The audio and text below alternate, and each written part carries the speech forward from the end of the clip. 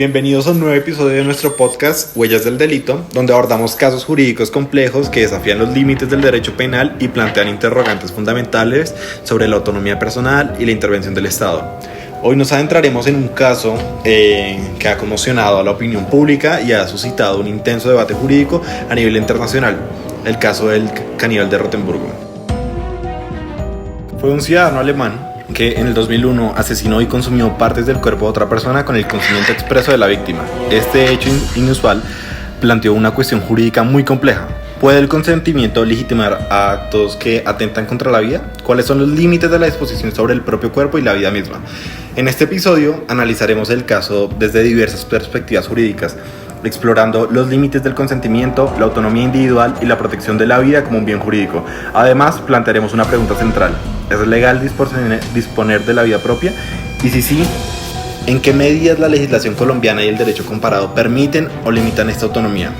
He logrado tener acceso exclusivo para entrevistar a Arvin, el caníbal de Rotemburgo. Desde hace mucho tiempo siempre quise tener la oportunidad de hablar con él directamente para investigar más a fondo las motivaciones detrás de sus actos y comprender, pues desde su propia perspectiva, cómo entiende los límites de la autonomía personal y el consentimiento.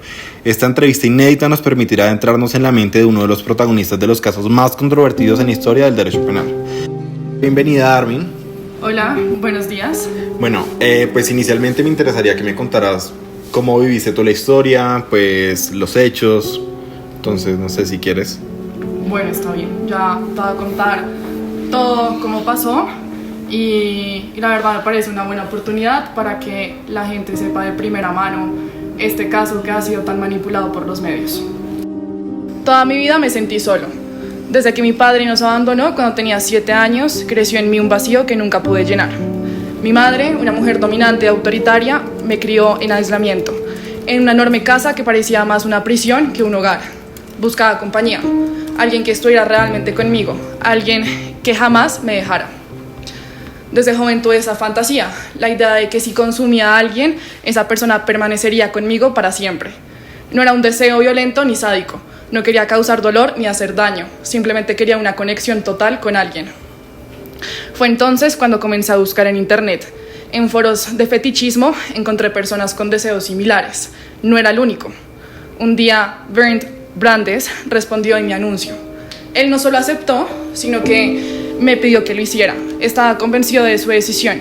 Quería ser consumido, quería trascender de esa manera.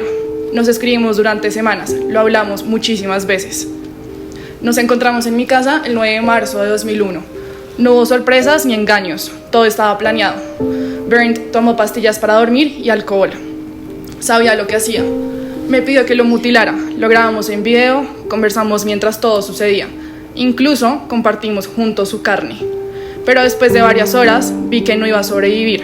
No podía dejarlo sufrir. Lo abracé, lo besé y terminé su vida con una cuchillada en el cuello.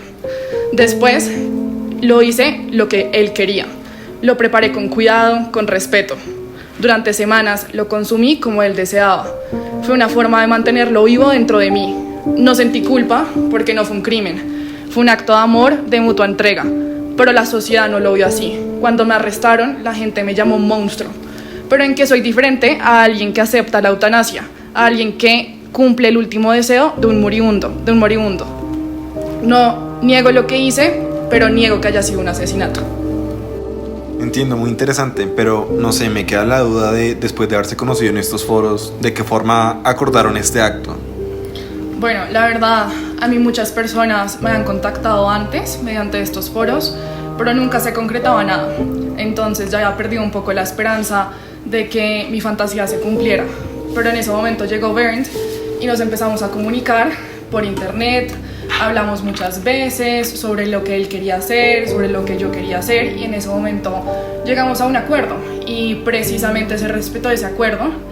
Él quería que yo le arrancara el pene y eso fue lo que yo hice.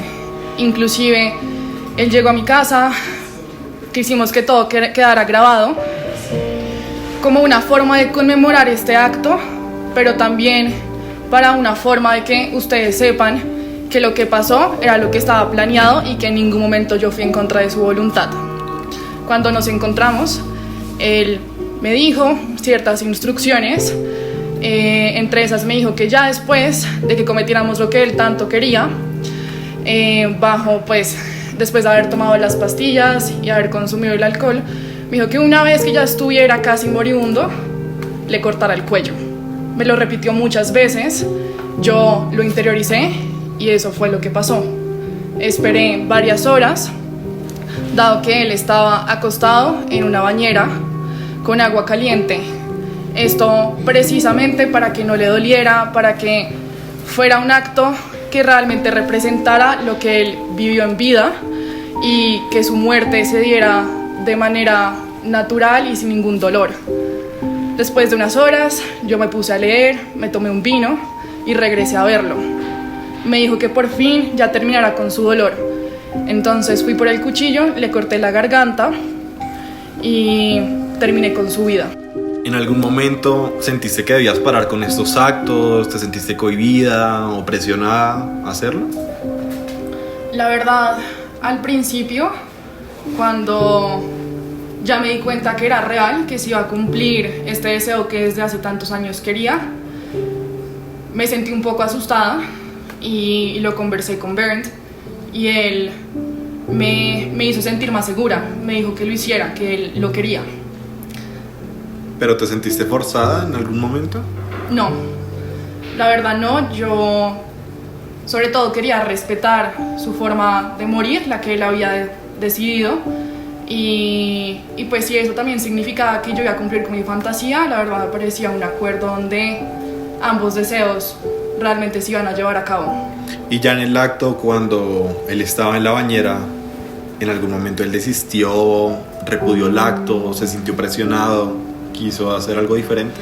No, para nada. Pues él estaba en un estado un poco diferente, porque como te comenté, tenía pastillas para dormir y también estaba bastante alcoholizado, pero continuamos conversando y en un punto yo me dirigí a la cocina, cociné su miembro y le pregunté que si quería. Eso ya lo habíamos conversado antes, entonces le di un pedazo, pero la verdad me dijo que la carne estaba muy dura. Entonces pues yo ahí continué, respeté también lo que él me dijo. Fue algo muy charlado, en ningún momento ninguno de los dos se sintió presionado, sino que al revés, fue una forma muy linda de poder conocerlo, a pesar de que hablamos mucho por el internet, pero en este momento ya de tenerlo al lado mío y pues de saber que me había ayudado tanto con todo lo que yo quería en mi vida, pues me sentí muy cómodo y él también me dio a mostrar que estaba muy cómodo conmigo. ¿Consideras que él sintió dolor? No, yo me percaté mucho de eso. Siempre pues estuve en el mismo lugar que él y ya fue al final cuando yo me acerqué. Ya habían pasado muchas horas y me di cuenta que ya estaba a punto de morir y él en una voz muy baja me pidió el favor de que precisamente ya pudiera irse al otro lado. Entonces ahí fue cuando le corté el cuello, pero yo creo que ya era el momento, sino no era en ningún momento una forma de incumplir el trato, sino que, como te digo, él al principio me presionó mucho. O sea, no me presionó, sino que al contrario, como que fue muy insistente en que terminara su vida de la forma en la que la hice, que fue con el cuchillo. Yo respeté absolutamente todos sus deseos. Tú, como un tercero en el mundo del derecho, ¿sientes que la ley fue justa contigo? ¿Realmente hubo justicia en tu caso? No, yo no siento que la ley haya sido justa conmigo. Yo puedo aceptar, desde lo que viví en el proceso penal, que cometí algo que para la sociedad puede ser reprochable, pero pasar toda mi vida en una cárcel no creo que sea consecuente ni proporcional con lo que yo hice. Para la sociedad, pero pues es que la sociedad no acepta lo que no entiende. Me procesaron por asesinato cuando en Alemania el canibalismo ni siquiera es ilegal. Me acusaron de perturbar la paz de los muertos, como si Bernd no hubiera querido que su cuerpo fuera tratado de esa manera. Yo no soy un peligro, no soy un asesino, soy un hombre que cumplió un deseo. Entonces, la verdad, yo solamente cumplí mi acuerdo con Bernd, lo llevé a cabo, pero yo no soy un asesino. Yo solamente cumplí algo que surgió de una relación humana. pero yo no cometí ese delito, yo no asesiné a nadie. Para analizar este caso de manera más profesional, invité a dos invitados, los doctores Alejandro y Lina. Entonces, por favor, coméntenos desde su respectiva corriente de pensamiento cuál es la respuesta acerca de este caso. ¿Ustedes qué creen de este tema? Buenos días, gracias por la invitación. Yo soy la doctora Lina y tengo un doctorado en libertad sexual y libertad de expresión. Con base en esto voy a dar mi argumento respecto al caso del caníbal de Rothenburg, y es que tanto en el homicidio por propiedad como en el homicidio con sevicia, cuando hay autodeterminación del sujeto pasivo, se genera un desvalor en la acción. También es fundamental decir que el acto es típico, pero no es antijurídico, puesto que sí cumple con el tipo penal de homicidio, pero la antijuricidad no aplica porque existe una causa de justificación. En este caso, la causa de justificación es la autodeterminación. Aunque se atente contra el bien jurídico de la vida es un bien personalísimo y es disponible solo por su titular. Si la persona tiene esta plena autodeterminación, puede autorizar que se afecte su propia vida. Algunos consideran que la vida no es un bien personal que se pueda ceder con consentimiento, sin embargo es fundamental entender la relación de la libertad de conciencia con la voluntad de la víctima que expresa su acuerdo para que otra persona la mate. Bajo esto se debe respetar la barerofilia o la fantasía de ser comido o comer a otros, puesto que esto se desprende de la libertad de conciencia, la autodeterminación, la libertad de expresión y la libertad sexual. Entiendo, pues muy interesante. Y Alejandro, no sé, tú coméntame, pues qué opinas desde tu corriente de pensamiento. Si quieres, preséntate, dinos más o menos qué piensas acerca de esto. Muy buenas tardes, Juan. En principio, agradecerte por la invitación a tu podcast. Yo soy Alejandro Herrera, tengo un doctorado en Derecho Penal y yo sí creo que, pues desde una perspectiva de Estado conservador y paternalista, en coherencia al derecho penal, la protección del orden moral y social resulta fundamental. Entonces, para el caso que nos ocupa, es decir, el del caníbal de Rothenburg, se debe tener en claro que este tipo de conducta representa una infracción grave de las normas morales y éticas que sustentan nuestra convivencia en sociedad. Entonces, aunque pues, la víctima consintió el acto en el canibalismo y el asesinato con sadismo, como lo considera la Corte de Frankfurt, pues estas son conductas que transgreden los valores esenciales sobre lo que se construye en una sociedad, sea bien ya la alemana o la sociedad colombiana. Es así como el Estado tiene entonces la responsabilidad de intervenir para preservar estos valores y garantizar la cohesión y estabilidad social. Permitir tales actos, incluso con consentimiento, podría sentar entonces un precedente peligroso y conducir a la desintegración del tejido moral de la comunidad. Ergo, si un tribunal es capaz de validar el consentimiento de la víctima en situaciones tan extremas, se abre la puerta para que otros individuos argumenten su derecho a consentir en conductas igualmente dañinas o autodestructivas, mediante las cuales resultará imposible demarcar el límite o la capacidad del sistema penal para proteger a las personas y mantener el orden público. Me parece muy interesante la postura de estos dos profesionales, pero pues a mí me gustaría saber como más a profundidad qué piensan acerca de que la muerte del señor Brandt haya sucedido como pues a lo largo de toda la noche, que hayan transcurrido varias horas. ¿Creen que eso tiene alguna implicación legal en el caso? Claro, pues aquí se tipifica entonces el homicidio con sevicia, dado que pues entendemos la sevicia como la prolongación del sufrimiento de una persona antes de entrar, pues de prolongar su muerte. Entonces, pues aquí tenemos que traer a colación el principio pues, de la dignidad humana, ya que pues, este es un principio central en muchos sistemas legales, y un Estado paternalista debe tener como prioridad su protección. En este caso, aunque haya sido expreso y consensuado, el consentimiento de la víctima no exime al perpetrador, en este caso Maifes, de responsabilidad penal, ya que el acto en sí constituye una violación grave a la dignidad humana y un irrespeto total a los cadáveres. En ese sentido, yo estoy en total lineamiento con lo expuesto por el juez Drecia, debido a que ingerir carne de otro ser humano es violar su paz sepulcral, convirtiéndolo en nada más que un animal de carne para el consumo, careciendo entonces de un mísero respeto a los sentimientos de piedad de la comunidad. Para este escenario, creo con vehemencia que el Estado debe entonces intervenir para asegurar que los derechos y la dignidad de sus ciudadanos sean respetados, inclusive cuando estos consientan en actos que los degraden. La protección de la dignidad humana siempre es y será un deber del Estado y un pilar cimental de la justicia penal. De esta forma podemos entonces entender que el hecho de que hayan iniciado con este acto a las 8 de la noche y no se haya terminado con la vida del señor Bert Brandes hasta ya llegadas las 3 de la mañana, esto constituye una clara prolongación de su muerte y por tanto se aumenta entonces el sufrimiento de la consumación del resultado típico, en este caso el homicidio. Bueno, es evidente que el doctor Alejandro no conoce los parámetros para que se tipifique la sevicia, por eso lo voy a instruir, y es que no es con sevicia porque se entiende que para que se tipifique la sevicia no solo influye el actuar, también influye la intención de prolongar el sufrimiento.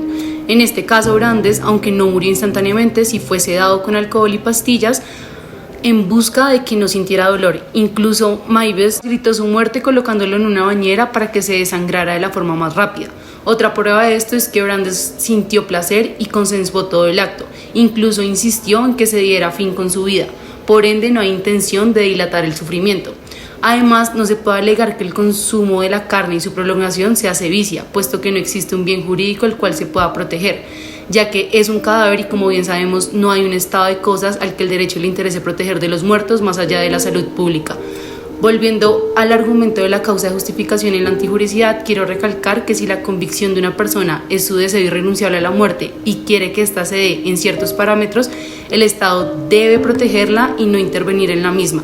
El Estado no debe proteger solo la vida en sí, sino el compuesto de la misma con relación a la libertad de conciencia, la autodeterminación, la libertad de expresión y la libertad sexual, en conjunto con su derecho a morir. En este entendido, no se puede obligar al individuo a actuar en contra de su conciencia solo porque su deseo de muerte va en contra de lo aceptado por la sociedad. Bueno, Juan, muchísimas gracias, y pues primeramente resaltar que la doctora Lina ha optado por el camino fácil cuando uno está en un debate, ya que pues comienza a tener argumentos falaces, como lo son las falacias ad hominem, comienza a atacarme a mí en vez de mi conocimiento o mi argumento. Entonces, dejado esto en claro, quiero también pues ahondar en que el derecho penal debe criminalizar actos que sean considerados inmorales y que atenten contra el orden público. Así, el canibalismo es una conducta aberrante y profundamente inmoral, que debe ser sancionada para mantener la integridad moral de la sociedad.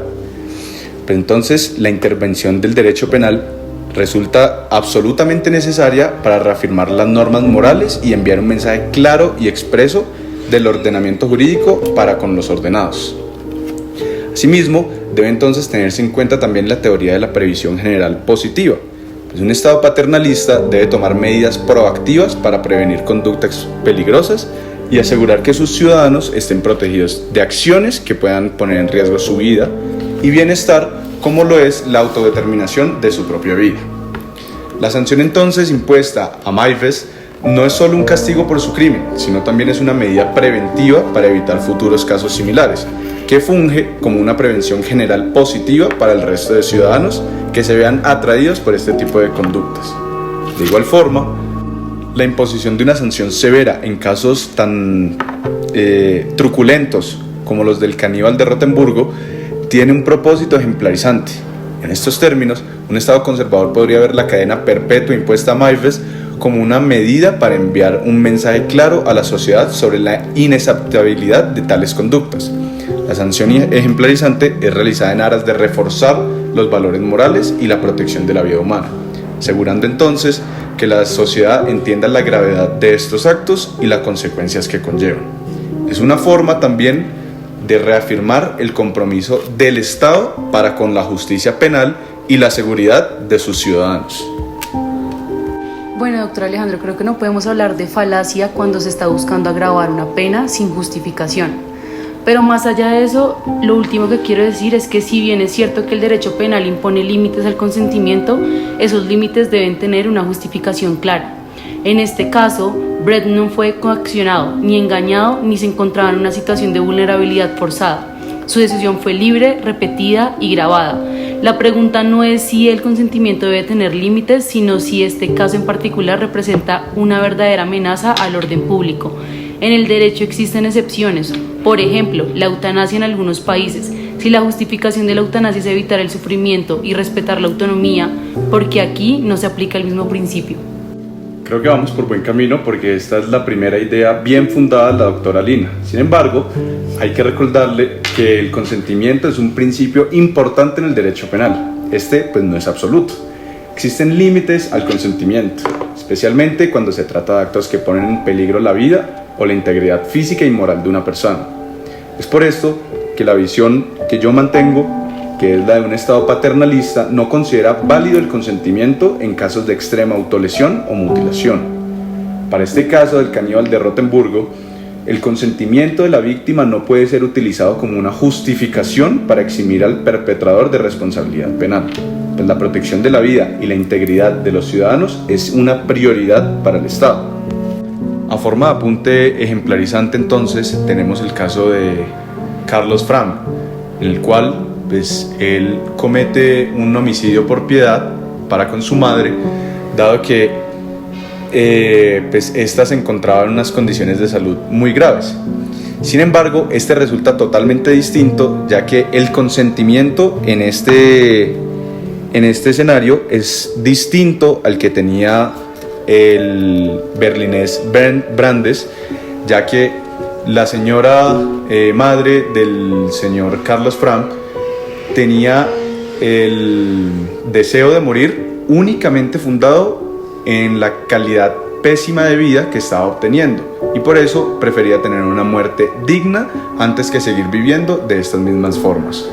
Por estas razones, me gustaría que la audiencia también tuviera la oportunidad de escuchar el testimonio de Carlos Fram y que él deje en claro cuáles fueron los aspectos para él llegar a esta decisión de acabar la vida de su propia madre.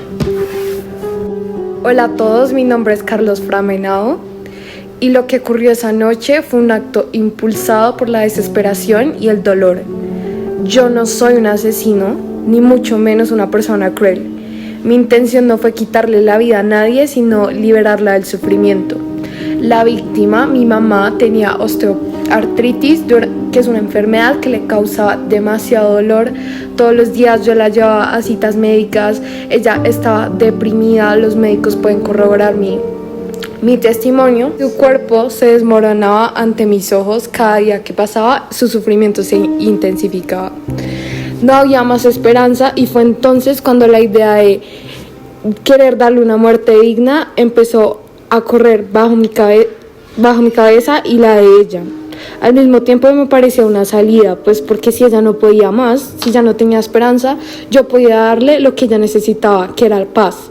Esa noche decidimos los dos tomar un cóctel que tenía morfinas. Yo me lo tomé porque yo amaba a mi madre y quería, así como darle una muerte digna, yo irme con ella en esa muerte. Lo que pasó esa noche no fue homicidio, era el sentido común de la palabra. No hubo ni ira ni venganza, fue un acto de misericordia y de piedad. Yo no la maté por placer. En ese momento de desesperación, que era lo que ella necesitaba, yo se lo quería dar. No estaba robándole la vida, le estaba otorgando la liberación que tanto me pedía. Si cometí un error fue el no poder ver que aunque mi intención era aliviar su dolor, lo que hacía era ir en contra de la ley, contra lo que la sociedad consideraba correcto. No fue un crimen frío ni premeditado, fue un acto doloroso, devastador y sobre todo impulsado por amor. Bueno, le quiero agradecer igual a Carlos Fram por contar su testimonio. Quiero empezar diciendo que para que se tipifique el homicidio por piedad, tiene que haber un elemento subjetivo especial, el cual es actuar para poner fin a intensos dolores o sufrimientos, y un elemento normativo emocional, que es el de causar la muerte por piedad. Estos son los mismos elementos que se configuran en la eutanasia. Entonces ahí entra mi duda de por qué se castiga con agravantes a una persona como Carlos Fram, que buscaba aliviar los dolores de su madre, aliviar con ese sufrimiento que tenía ella día tras día y realizarlo en conjunto con ella, y no se castiga a un médico que le realiza eutanasia a otra persona, cuando se supone que bajo la sentencia 239 de 1997, la cual despenaliza el homicidio por piedad, dice que los factores principales para que se despenalice es la vida digna, muerte digna y la autonomía de la persona. El caso de Carlos Fram cumple con los mismos factores. La madre de él ya no tenía una vida digna, él quería que tuviera una muerte digna y había autodeterminación por parte del sujeto pasivo, en este caso su madre, de que así fuera. Los dos habían consensuado el acto. Yo creo que el ordenamiento hace bien en condenar a una persona como Carlos Fram, ya que pues está fungiendo unas labores para las cuales él no se encuentra capacitado. Es decir, si entonces el día de mañana nosotros a través del consentimiento pudiéramos otorgar capacidades a personas de realizar profesiones liberales para las cuales no están capacitadas, creo que pues, se tornaría muy contraproducente para nosotros como sociedad. Y es que lo hemos visto también en muchísimos casos, como lo es, por ejemplo, las clínicas de garaje en las cuales pues el personal no es médico y terminan haciendo operaciones o tratamientos estéticos para las cuales no están capacitados, y el resultado siempre termina siendo paupérrimo, sea para la clínica o para las personas que acuden a esta misma. Entonces, yo creo que sí hace bien el ordenamiento en traer a colación el homicidio por piedad en el caso de Carlos Fram, ya que a pesar de que él contaba con las capacidades físicas y motrices para darle el veneno a su madre, no contaba con las capacidades cognitivas que requería el ejercicio de la medicina. Entonces, en este entendido, tenemos que tener en claro que lo que hace Carlos Fram es lo que se encuentra tipificado en el artículo 106, lo cual es un homicidio por piedad, ya que busca poner fin a intensos sufrimientos provenientes de lesión corporal o enfermedad grave e incurable, siendo en este caso la osteoartritis la causa de estos. Entonces, tenemos que tener en claro que a pesar de que el actuar de Carlos Fram buscaba un bien mediante su concepto, el cual era ponerle fin a la vida de su madre para acabar con su sufrimiento, el ordenamiento jurídico debe reprochar este tipo de conductas, ya que si no, se podría entonces fijar un precedente también en el cual las personas busquen acabar con la vida de algún familiar o allegado, el cual se encuentre en graves condiciones de salud, fijando entonces una perspectiva difusa de lo que puede y no puede hacer una persona bajo el entendido del tipo penal de homicidio por lesión. Doctora Alejandra, pero qué triste que en esa época la señora no podía acceder a la eutanasia con profesionales de la salud debido a que su enfermedad no era una enfermedad terminal, era una enfermedad crónica. Si hubiese sido el caso el año pasado o incluso en el 2023, ella hubiese podido acceder a personal de la salud que le realizara la eutanasia por enfermedad crónica. Sin embargo, así no fue, e igual ella seguía sufriendo con dolores incurables y seguía viviendo una vida la cual no quería vivir. Entiendo que hay casos en los cuales una persona que no esté capacitada no puede desarrollar eso. Sin embargo, a lo que yo voy es que no deberían de penalizarlo en este caso, ya que su intención no era generarle daño a otra persona, sino su intención era ponerle fin al sufrimiento de su madre. Además, me pregunto qué tanta capacidad tiene que tener una persona para ponerle fin a la otra. Yo entiendo que usted lo dice en el momento en el que el procedimiento requiere un resultado, no sé, para que la persona siga viva, un resultado estético. Ahí se necesita un pleno conocimiento, pero en este caso ambos querían morir. ¿Qué tanto conocimiento tenían que tener para eso? Usted puede buscar en Google y encuentra cómo suicidarse.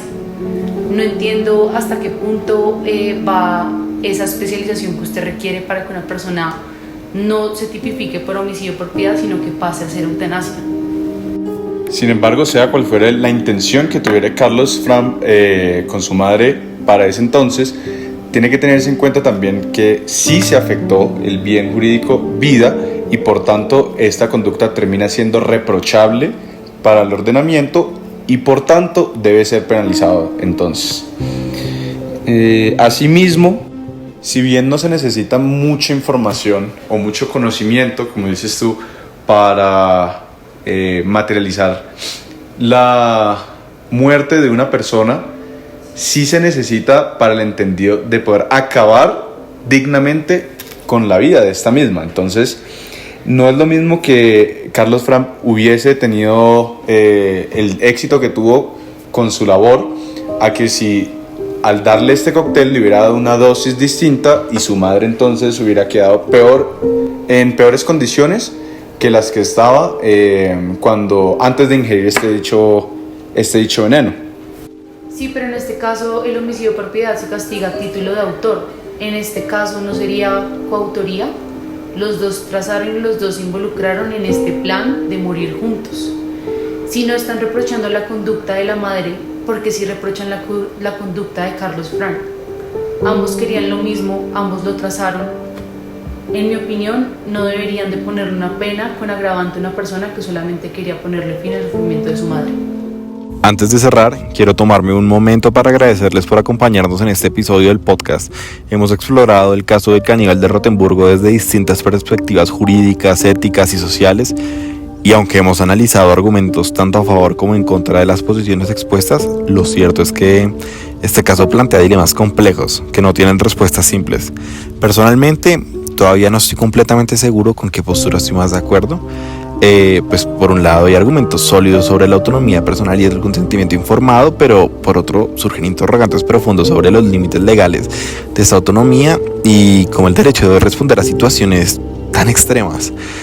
Creo que si tuviera que inclinarme hacia alguna posición, pues hay puntos que me resultan particularmente interesantes, permitiendo que las personas decidan sobre su vida, pero la verdad no sé.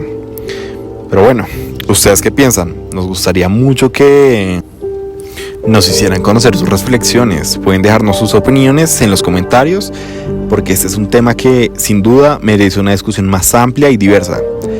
Pero antes de dar por terminado este episodio, quiero plantearle una última pregunta a la IA, y es, en el marco del derecho penal, ¿cómo resolverías el caso del caníbal de Rotemburgo? Pues teniendo en cuenta todas las aristas, tanto éticas o legales. El derecho penal colombiano, el caso del caníbal de Rotemburgo, se resolvería considerando que, aunque la víctima consintió, el consentimiento no justifica el homicidio ni la tortura. El autor sería culpable de homicidio agravado y tortura debido a la crueldad del acto, y la pena sería más severa. En Colombia, el consentimiento no exime de responsabilidad, especialmente cuando se trata de la protección de la vida y la dignidad humana. Ética y legalmente, se rechaza que alguien pueda consentir un acto tan destructivo, ya que atenta contra la dignidad humana y los valores fundamentales de la sociedad. El derecho penal no permite que alguien se autolesione de manera tan extrema, y la responsabilidad del autor se mantiene independientemente del acuerdo de la víctima. En resumen, la condena sería por homicidio y tortura, sin justificación por el consentimiento. Bueno, creo que la inteligencia artificial tiene una perspectiva muy limitada de todo el ámbito legal y evidentemente solo hizo un análisis, o por lo menos intentó hacer un análisis nacional, ignorando absolutamente todas las aristas internacionales y los dilemas éticos. Pero bueno, entonces veo que nos estamos quedando sin tiempo. Entonces quiero agradecer nuevamente a todos nuestros invitados y a la inteligencia artificial por darnos esta respuesta, y nos vemos en una nueva oportunidad. Adiós.